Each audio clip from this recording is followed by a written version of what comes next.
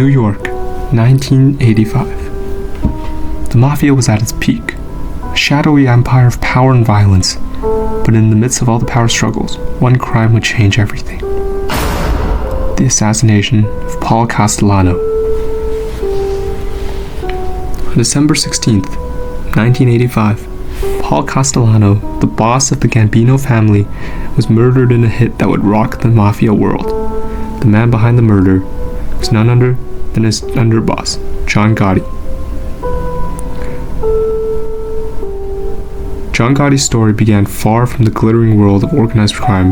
Born in 1940 in the tough streets of South Brooklyn, Gotti grew up in a poor working-class family.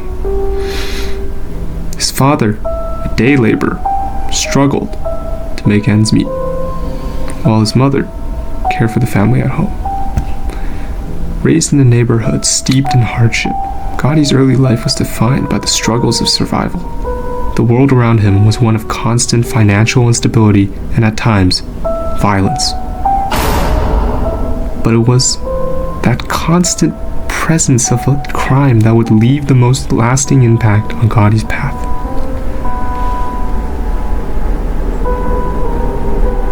From a young age, Gotti was exposed to the criminal world.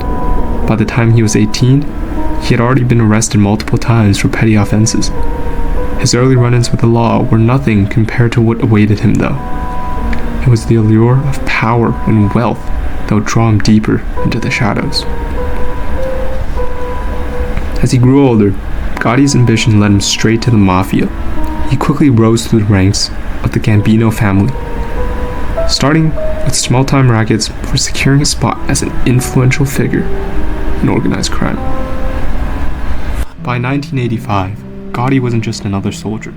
He was a man with ambitions that extended beyond his current position. The time had come for him to take control. That moment arrived, the assassination of the Gambino boss, Paul Castellano. Gotti orchestrated the hit with a sense of cold calculation, and it would become one of the most infamous cases in Mafia history. But it wasn't just about the murder itself. It was about taking control of the family. As Gotti rose to power, the FBI had been closing in. Their investigation into the Gambino family had been ongoing for years. But Gotti's operations were clever. He rarely spoke openly about his crimes, preferring to meet in secrecy. However, even the smartest criminals can make mistakes. The FBI finally caught a break in 1989 when they bugged the Ravenite Social Club, where Gotti and his crew regularly met. Wiretaps revealed everything. Gotti was caught in the act, discussing his role as the boss and confirming his involvement in a string of murders, including the murder of Castellano. But that wasn't all.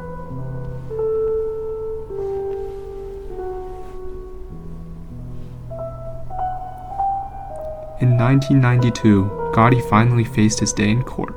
The charges against him piled up: racketeering, loan sharking, and multiple murders, including that of Castellano. His fate would be decided in the courtroom, but not before some dramatic twists.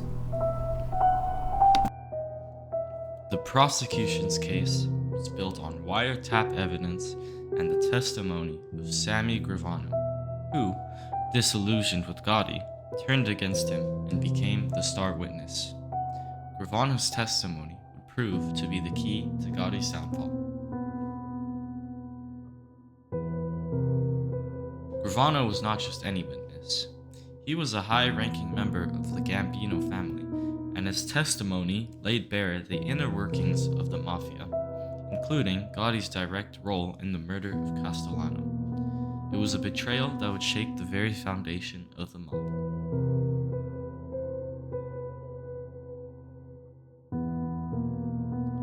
Gotti's defense attorneys fought back, challenging the reliability of the wiretap evidence and attempting to discredit Gravano's testimony. They argued that the prosecution had no direct proof of Gotti's involvement and that the case was built on shaky ground.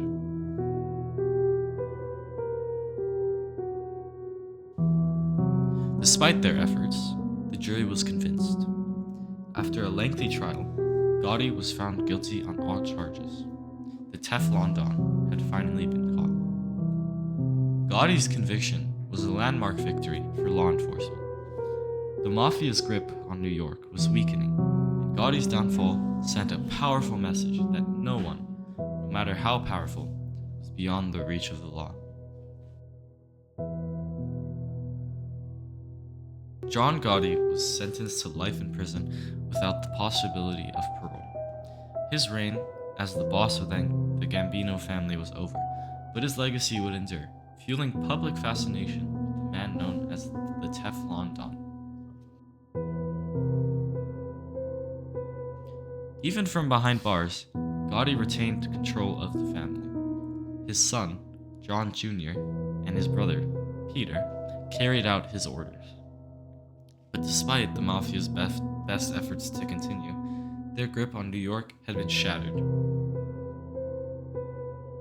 When Gotti eventually passed away in 2002 from throat cancer, his funeral marked the end of an era. While many in the mafia world distanced themselves from his legacy, the public's fascination with his life and crimes only grew. The trial that ended Gotti's reign was a pivotal moment in the war against organized crime. It marked a turning point where the FBI's use of wiretaps, informants, and modern investigative techniques became the blueprint for taking down the mafia and its leaders.